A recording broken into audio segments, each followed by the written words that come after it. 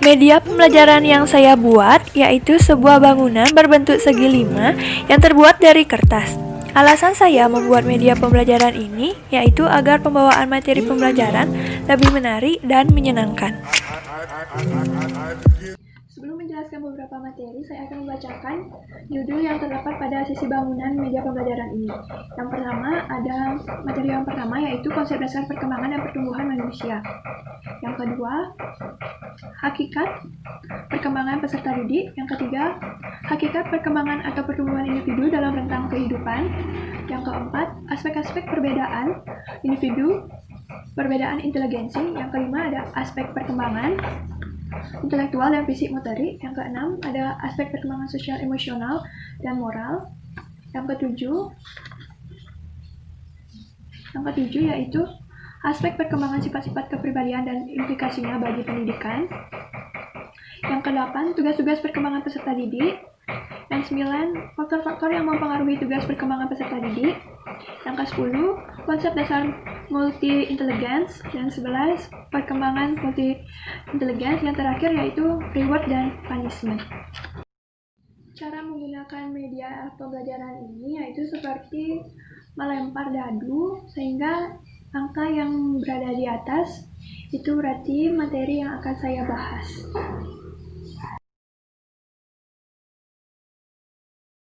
Saya akan menjelaskan materi yang pertama yaitu konsep dasar perkembangan dan pertumbuhan manusia yang dibagi menjadi 4 sub, yaitu ruang lingkup psikologi dalam pembahasan perkembangan peserta didik.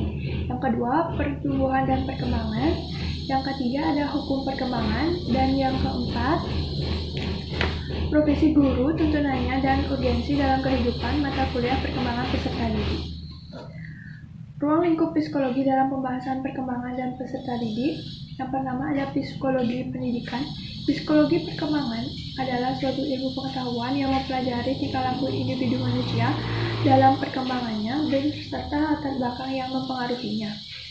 Sedangkan psikologi perkembangan peserta didik adalah bidang kajian psikologi perkembangan yang secara khusus mempelajari aspek-aspek perkembangan individu yang berada pada tahap usia sekolah dasar dan sekolah menengah. Yang kedua ada peserta didik. Dalam perspektif psikologis, peserta didik adalah individu yang sedang berada dalam proses pertumbuhan dan perkembangan, baik fisik maupun psikis menurut fitrahnya masing-masing.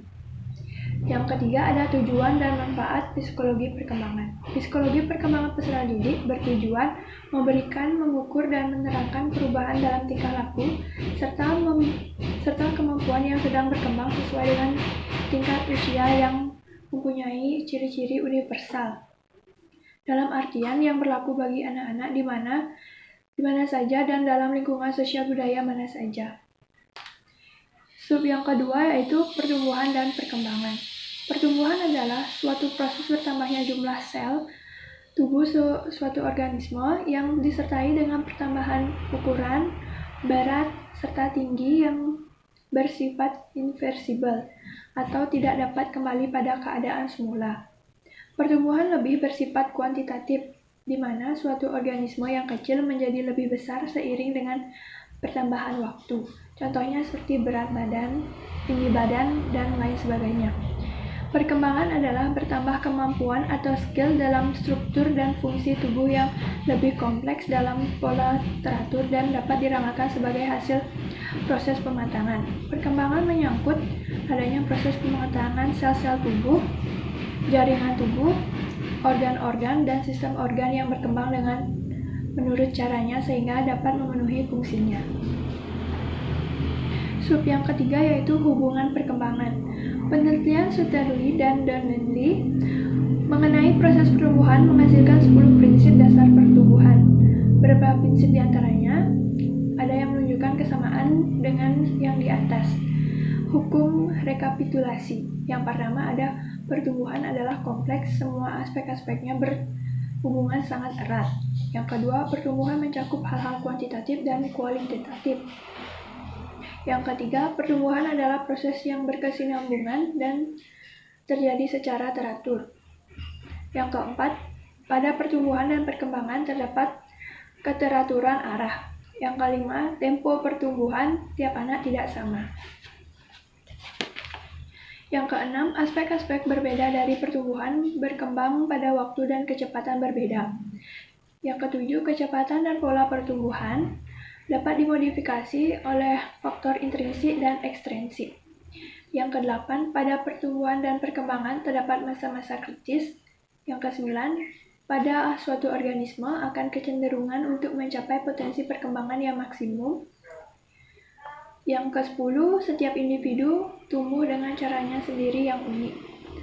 Sub yang keempat yaitu profesi guru, tuntunannya, dan urgensi dalam mempelajari mata kuliah perkembangan peserta didik.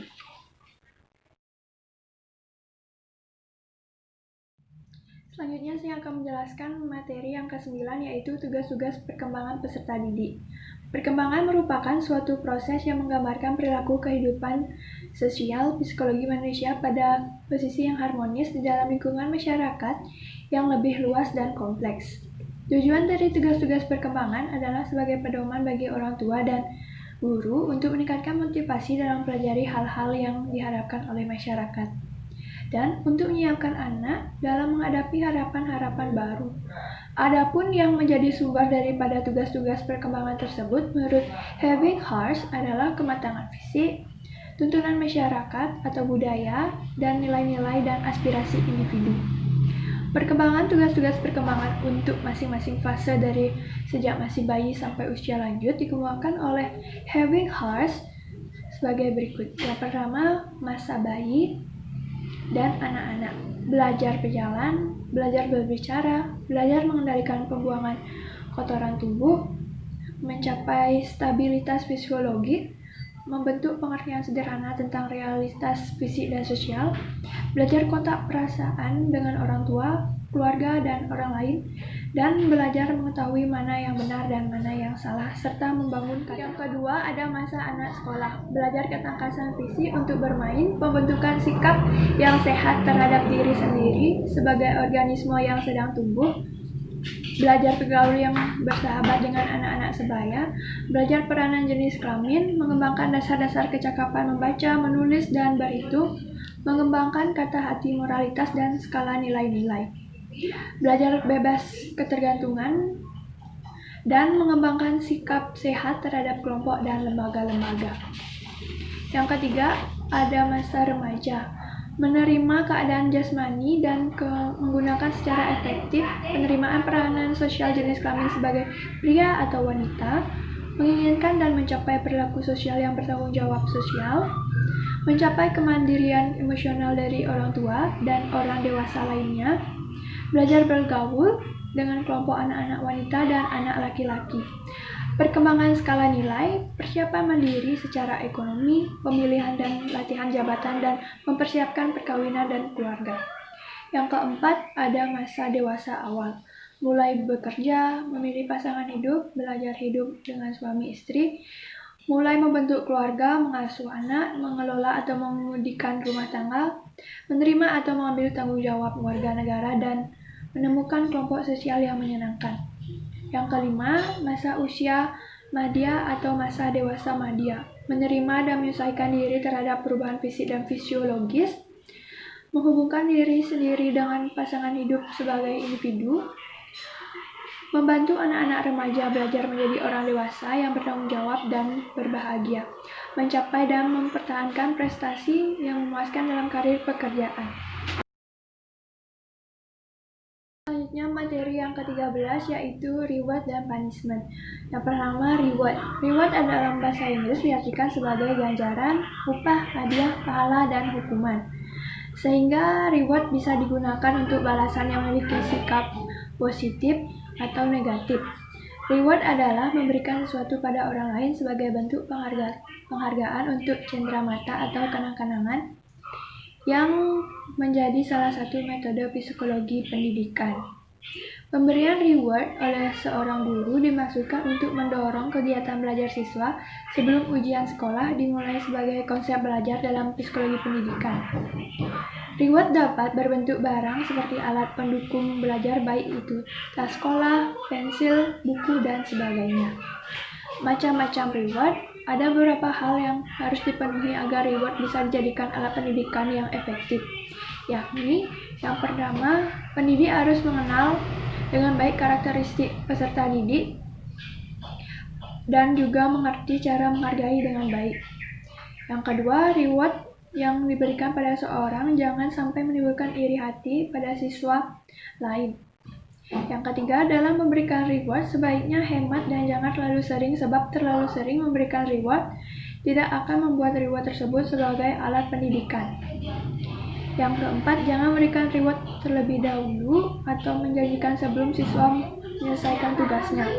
Yang terakhir, pendidik harus memperhatikan ketika memberikan reward, sebab jangan sampai reward dijadikan persepsi yang salah bagi para siswa. Yang kedua, ada bentuk-bentuk reward.